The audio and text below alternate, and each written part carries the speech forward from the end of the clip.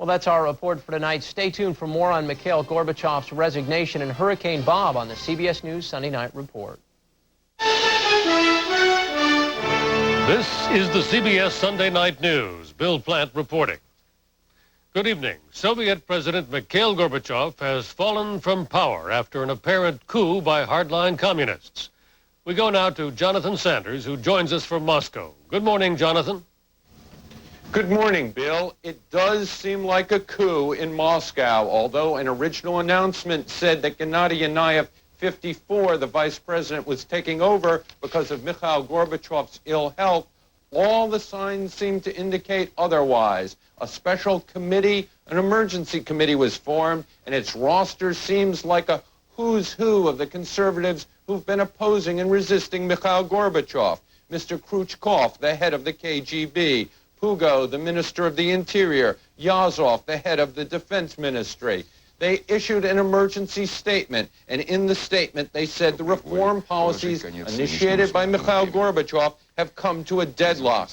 They attacked the extremist forces who were trying to dismantle and break up the Soviet Union, and they warned that unless the economy was improved, there would be demonstrations and social protests of massive proportions. All this an indication that the conservatives are striking back at Mikhail Gorbachev at the hour just before he was about to sign a new treaty giving power to the republics all across the Soviet Union. Jonathan, what about Gorbachev himself? Any indication of his fate? Is he alive? Is he in custody? What about his principal associates who are not on that list? What about them?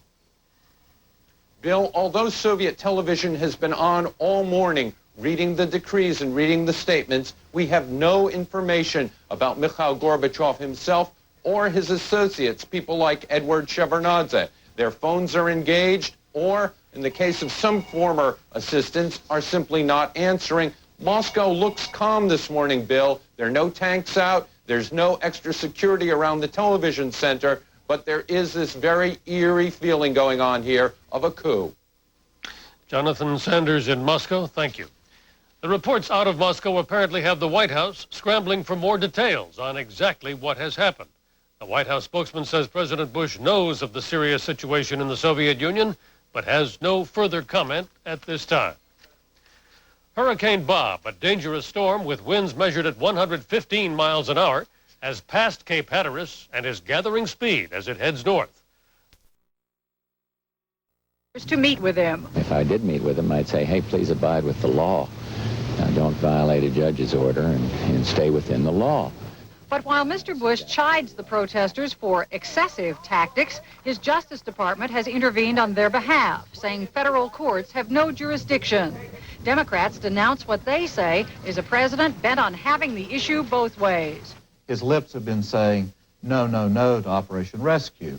But through all of his official actions, he's been saying go ahead and do whatever you want. Operation Rescue leaders say they will continue working their White House contacts to try to get a meeting with Mr. Bush. They are trying not to read too much into his apparent unwillingness to interrupt his vacation, even briefly, for what could be a political risk.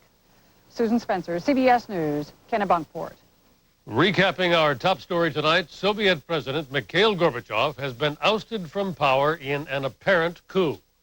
The Soviet news agency TASS reports that hardline Vice President Gennady Yanayev took control after issuing a statement that said Gorbachev could no longer perform his duties for health reasons.